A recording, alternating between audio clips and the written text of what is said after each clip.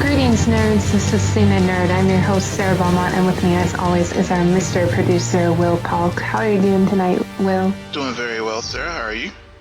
I'm doing good. I'm not sure how tonight's show is going to go. Yeah. Not sure. Yeah, I know we're talking one new show and one returning show, so it's always uncharted territory with these kind of things, so it can go super well, it can go super off the rails, but either way, it's always fun chatting these things with you. Yep. So let's start with Titans. Yeah. When you reminded me that we were covering it, I was like, oh yeah, I don't know why it feels like I saw Titans 2 months ago or something, even though I've been watching it every Friday when the episode drops. I don't know. It feels like it's been a while since I've watched it. Yeah. I mean, for me, the first episode felt that way too. And it's not because I didn't like it or anything. I really enjoyed it. But I think it's with the streaming services, for example, Netflix, they usually drop all these episodes all at once. So I think it's a little, it's almost like our, traditional broadcast model that we're dealing with here with Titans. So we are getting, each new episode, one per week. So it is a little different in that regard, for a streaming show. Yeah. And I think we were on a little bit of opposite sides about the first episode. We had some Twitter exchanges. Yep. We did. Following it. We did. I know, I think you were like, we're hearing Robin's story again, but. It was more like I understand why they did it. It's not the way I would get viewers sucked into this new story that they're trying to tell. I mean, if you're really just rehashing things that the viewers are already aware of, when there's all of these other characters that you can utilize to tell that story. And that's the big difference between episodes 1 and 2 for me, is that in episode 2, they did that. In episode 1, it was just clear setup, and I'm just like, okay, when will the show actually start? Yeah. Well, I see your point. I did differ with you then. I still differ a little bit with you because I felt like Raven was serving that role of telling the story from another person's viewpoint, because we saw it as far as flashbacks. Well, she was having those visions of the Flying Graysons rather than it being told from Dick's perspective. So from that standpoint, I thought it was actually a good way to introduce these characters because, yes, hardcore DC fans and many comic fans do know the story of the first Robin, Dick Grayson, but there's been Jason Todd and Tim Drake and other iterations of that character. So, over time, whereas the Robin is that Batman sidekick, each one of them has a different origin story. So I think it was necessary to set up this version of Titans to be clear which version of Robin we were dealing with. Right, especially since we're going to get another version of Robin showing up in a future episode. Exactly. Right. No, that's a fair point. I don't like one mood Rachel very much. And that's another reason why I didn't really care for the second or the first episode, is because Enchantress. Yeah. See? No, she is. And I think that bothers me, even though I still haven't seen Suicide Squad. I still haven't seen Suicide Squad. It was on television, I guess, last night, and I was flipping the channels, and I just kept on going. At this point, I just feel like it's just, I should watch it just for completeness sake, but part of me is just like, no, we got to keep the streak alive here on the show. But I see about Rachel. Yeah, it was a lot of angst. It was a lot of Enchantress. It was a lot of hiding behind multiple crosses and not being willing to share what she was feeling with her mother. It was a very weird dynamic there with her mom. Yeah, it was almost kind of Exorcist type of, vibe to it. I felt like I was watching some, one of those old, films like that. They were dealing with her, I guess, demonic or Raven-esque outburst. But overall, as far as the pilot, I did like several things about it. One, it was definitely being set in Detroit took it out of our typical Metropolis, Gotham, Central City rubric of the DC universe. So it was good for that standpoint, having a new place.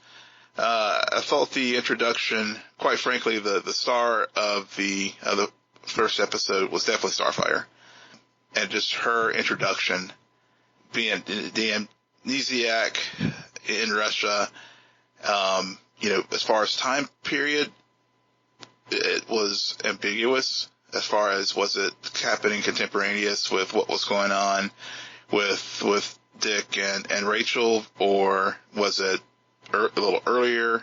But just that, given in real life how people were just ragging on the character just because of some still shots and, people taking photos from behind the scenes and that kind of stuff, but seeing how it actually played out, I was thoroughly enjoyed this character and just look forward to sort of seeing how her story unfolds, and especially how she dealt with not only the guy who was in the closet, but also whenever she was in that office and they thought they had the upper hand, but she showed them. Right. Yeah, it's a clever way to do a story or a character origin story, because as she's trying to figure out who she is, the viewers are following along. So it makes it less feel like exposition and more actually plot points.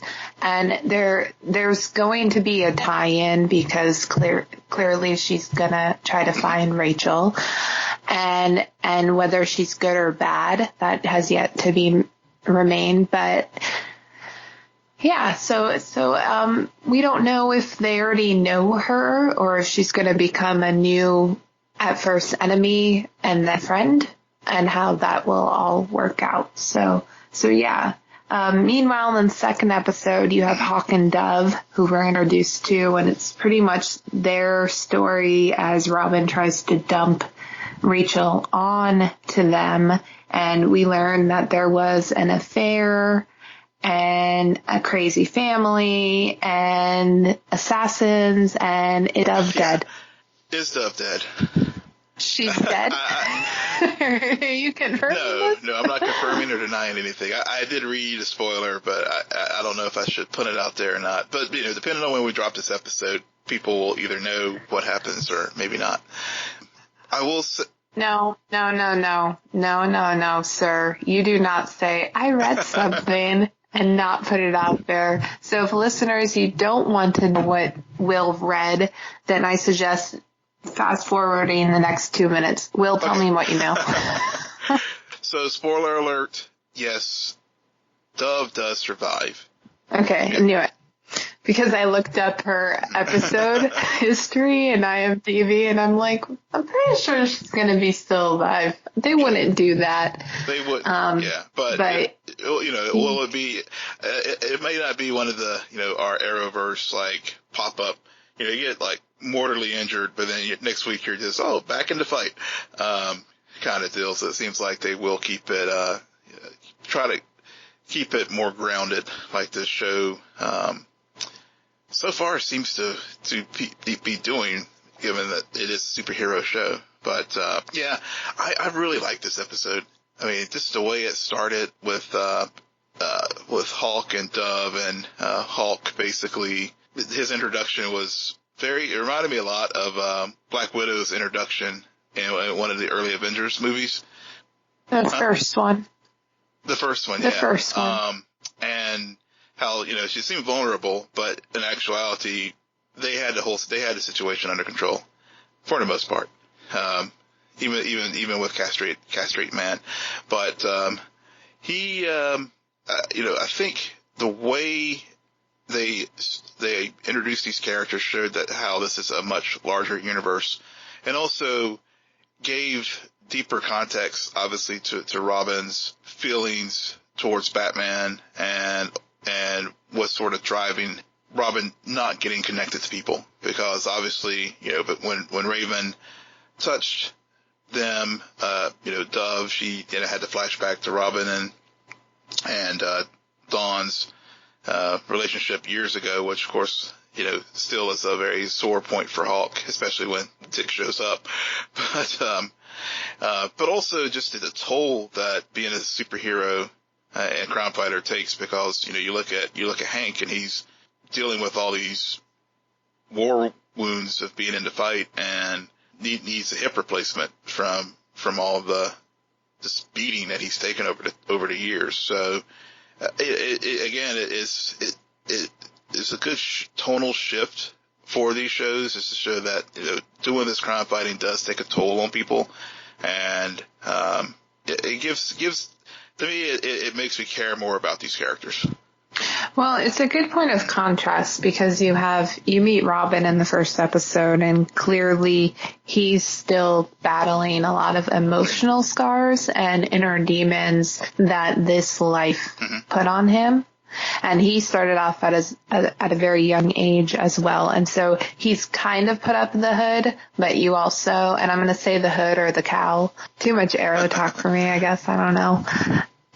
But you also see him like kind of, it's that adrenaline rush. It's that addiction to the feeling of being a hero and taking down the bad guys and wanting justice.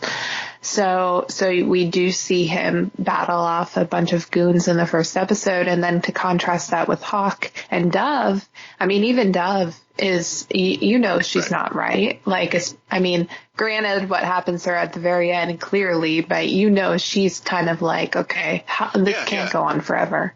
And that's what I found so interesting about it. It's that clearly this takes a toll, both emotionally and physically, and having all three of them together, you see that, and how that combination, it can either lead you to find peace, or it could lead to your own death. And so, and I like that. I like that worn and tear, which reminds me, like, there's something about this universe that feels much more lived in, especially in the second episode. And I appreciate that. And we'll see. I still don't like Rachel. I know, she's just, there's something so, I'm trying to figure out if it's the writing or if it's the actress herself. And I lean towards the actress, because I think she's playing this way, way too one note. And that's what irritates me, is that, yes, this character, clearly she's dark, she's moody, she's a teenager, we get it. But there's other ways to play that. Yeah. And to really make a difference between her and whoever is stuck inside of her. Like that, there should be a better contrast there. So I feel like it's almost a missed opportunity. Granted, that may be the direction she's been given. I think that's part of it, but I think with this episode, especially when they paired her off with Dove, it gave them, an opportunity to expand her from just being this dark, brooding teen, because it was kind of, even in story, they kind of noted that, especially how Dick was treating her, and Dawn was like, you're treating her like you're not treating her like a woman or individual. You're treating her like a, scared teenager or whatever. And so, because, they were laughing, and I wish we could have had more of that, before. But, what I did like, another thing I did like about this episode is they didn't try to shove too much into it. I mean, they really, they could have easily have fallen into the trap of like, oh, we got to like throw in Beast Boy, we got to throw in Starfire, we got to, and have these very weak B or C stories in the episode. I like the way they just kept the story focused on these characters. And as you mentioned earlier, the toll that, being crime fighter takes on these individuals, and Hawk and Dove trying to get out. I mean, they were like doing this is his last score, and we're going to Wisconsin. And Dick, even though he's been drawn back into it, clearly he has the chip on the shoulder that he just, not only does he have to, beat these guys down, but he's just even more vicious, to the point that even Hawk and Dove are like, Jesus, I mean, we don't remember this guy. And so clearly I think something, whatever rift that happened between Dick and Bruce is driving that.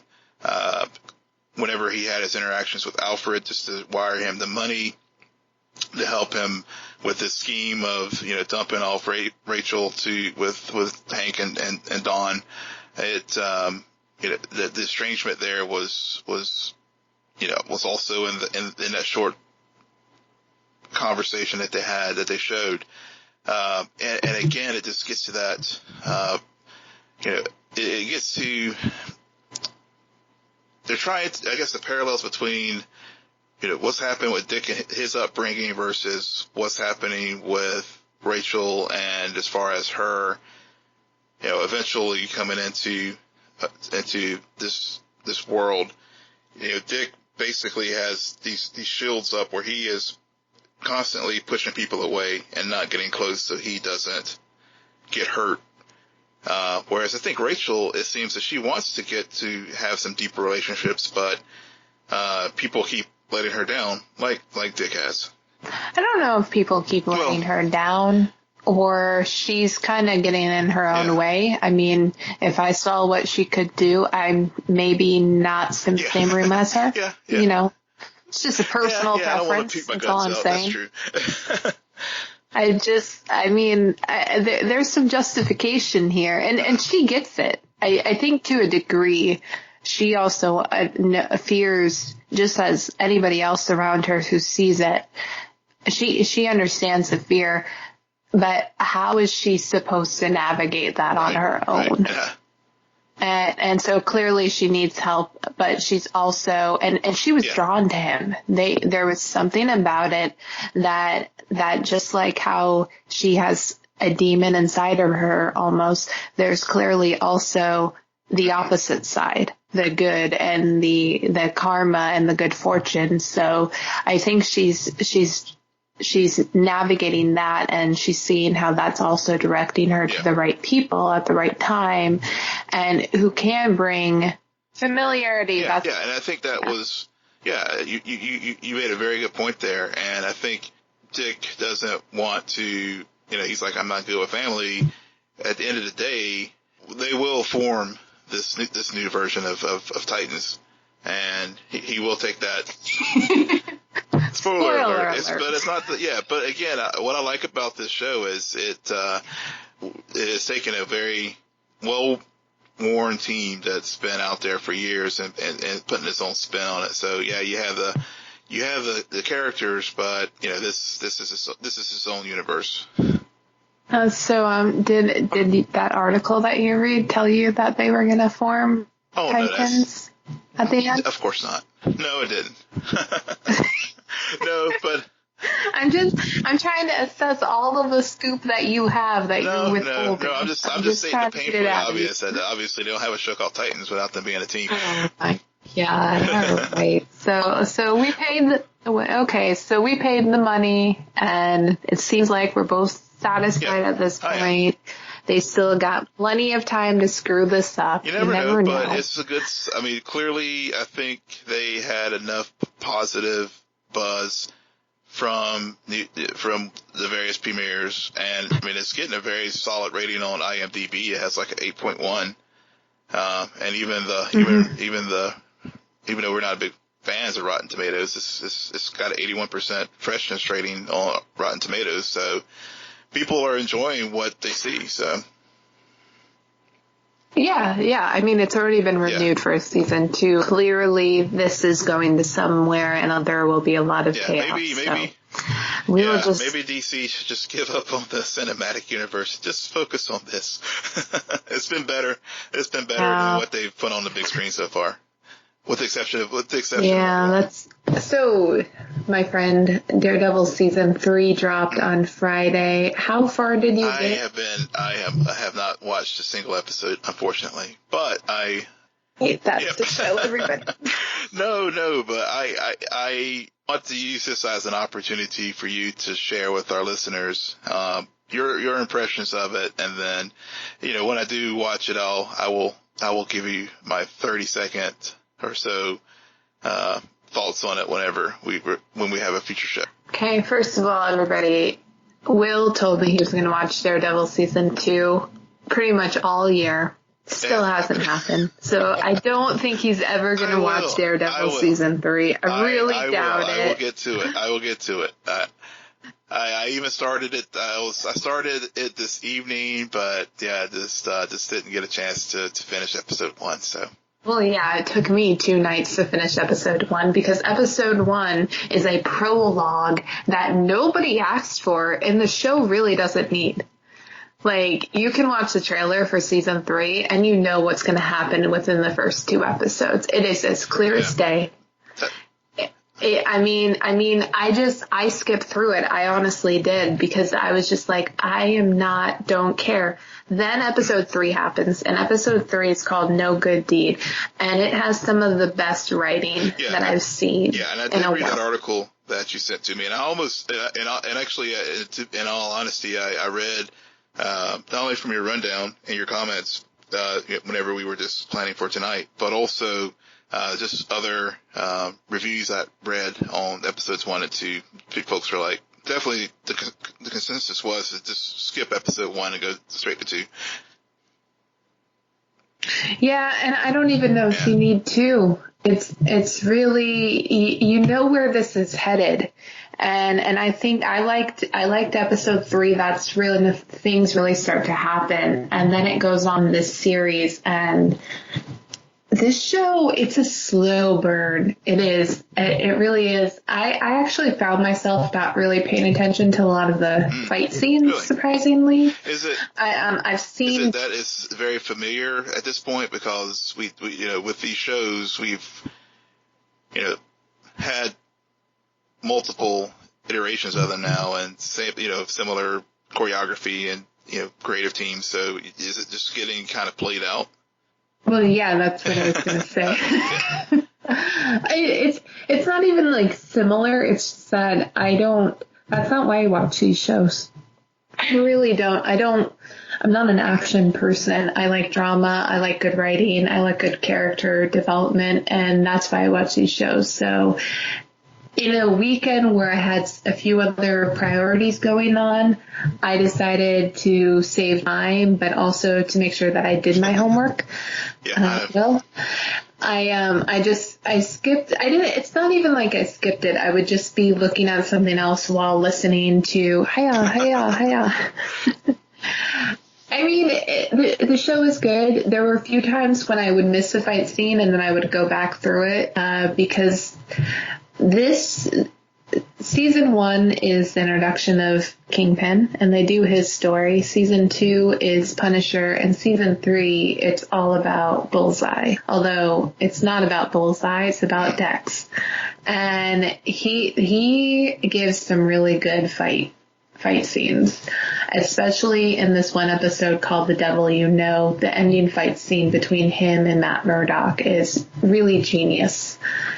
Because you have season 2 costume, which Dex is in, versus season 1 costume, which Matt is in, and it's the two devils of Hell's Kitchen fighting each other, and it's a great piece of work overall. So I do pay attention to those moments.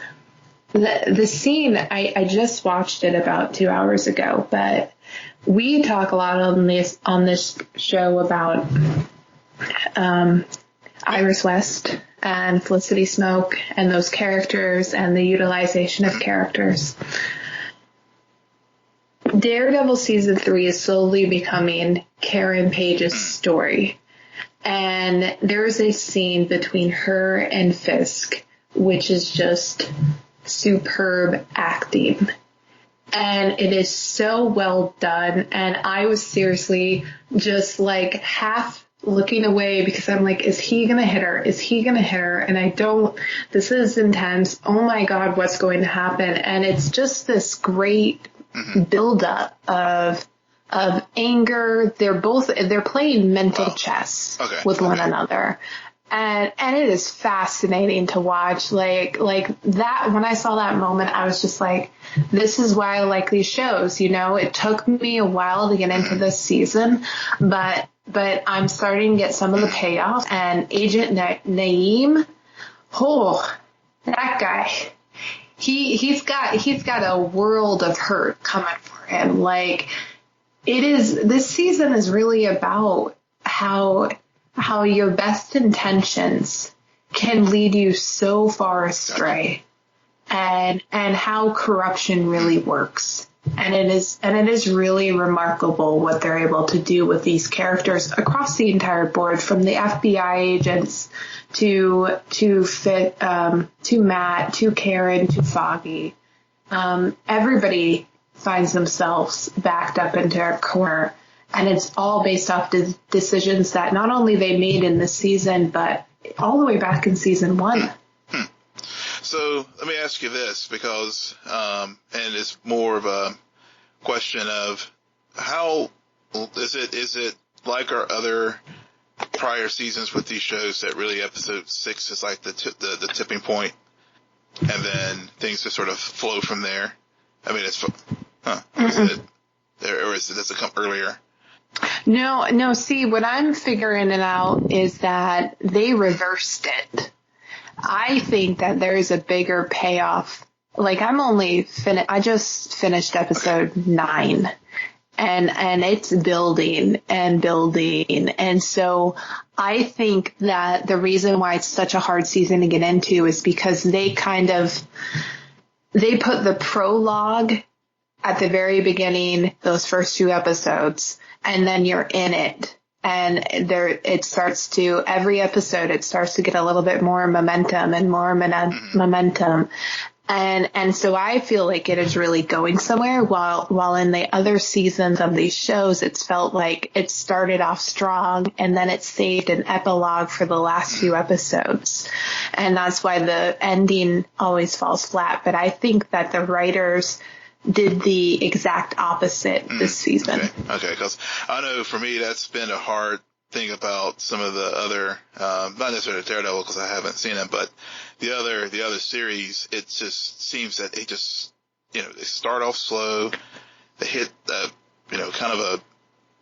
hit a lull where it's just hard to get through that middle part, and then about episode 6 or 7, then things really pick up, and then,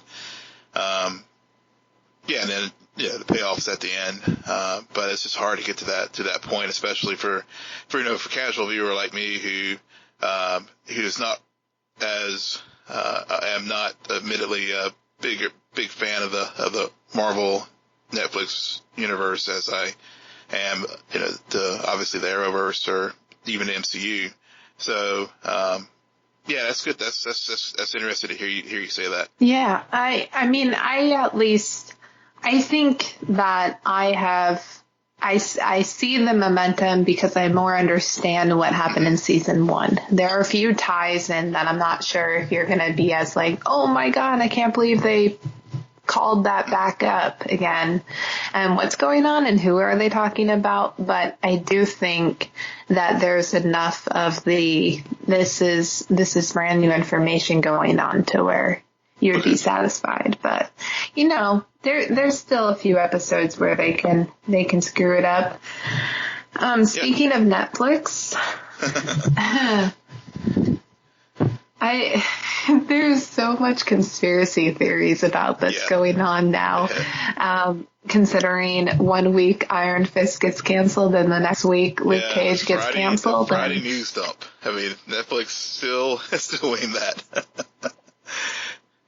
It's just, I think it's interesting. Like, now the speculation is, well, even though a report has come out where Netflix is like, all of these decisions are made by us and it's not because of the Disney streaming service, there's still a conspiracy theory that that's really what is going on. And then another one I've heard is that, well, Netflix canceled these 2 series, but that's because they're going to put out a Heroes for Hire, which will feature both Danny Rand and Luke Cage. I've seen that. I saw like a Hollywood Reporter and a couple other reports where, at least with Luke Cage, or some creative differences too between Netflix and creator of Luke Cage, and apparently I saw there was some drama back, I guess, last month in the Luke Cage writers' room where production came to a halt. It's interesting. We'll probably get the real story at some point. It could, as you said, there could, I think the prevailing theory is out there that it could be a Heroes for Hire. I read one interesting thought piece today, and I think maybe it's Sci-Fi Wire or something, where they were giving some suggestions on how they could really kickstart the Netflix series. And one of them was to take some of the more popular, supporting characters like Colleen and Misty Knight and create Daughters of the Dragon. There's another theory thing I've seen put out there. Of course, Heroes for Hire, some type of, revised Defenders. Cause, I know that they haven't renewed the Defenders, but, unless I've missed it, I haven't seen a definitive, we are not doing this either. Well, it's also kind of strange because this year I was thinking about it. I feel like all of those main characters had their next season air.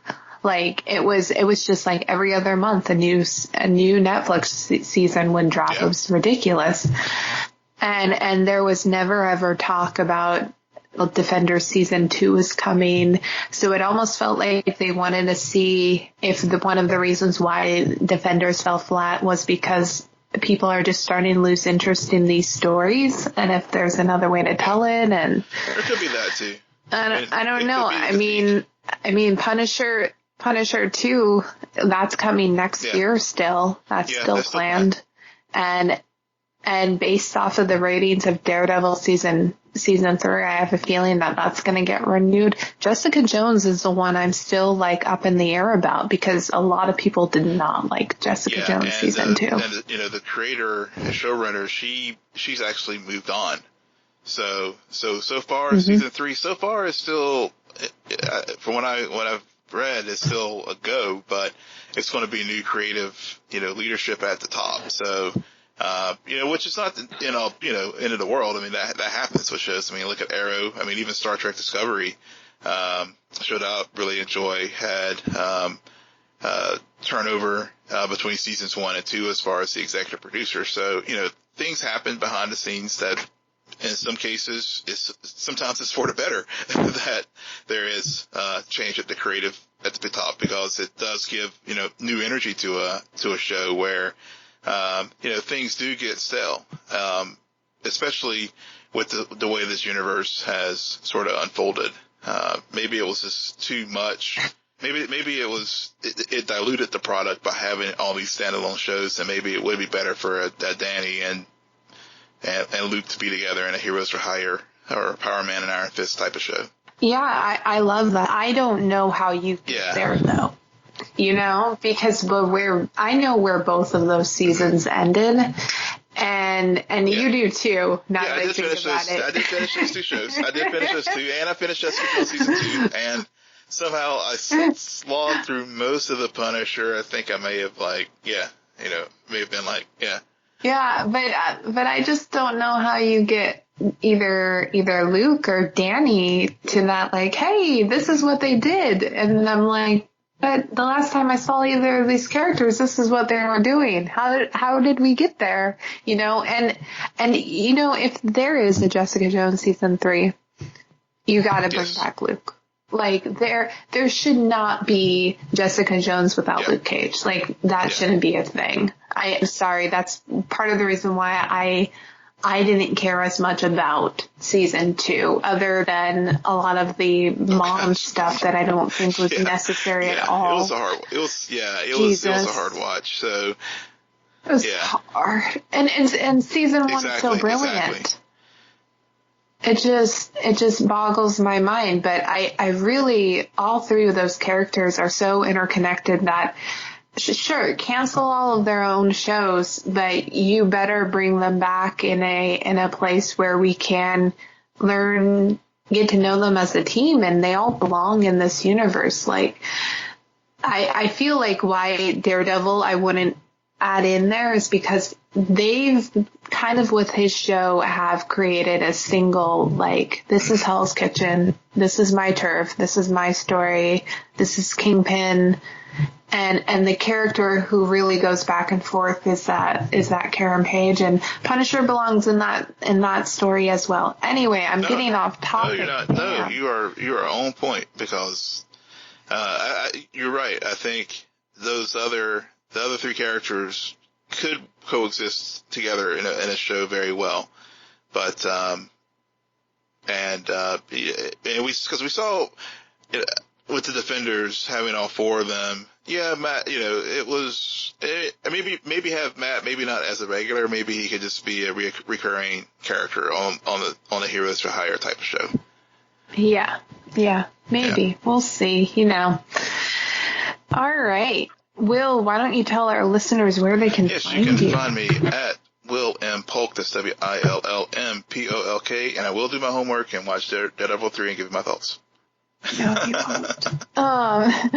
And you can find me at SJ Belmont, SJBELMONT. Please follow our crew on Twitter at CNN Nerd. Friend us on Facebook. Follow us on Instagram. But most importantly, rate, subscribe, and comment on iTunes, SoundCloud, and Spotify.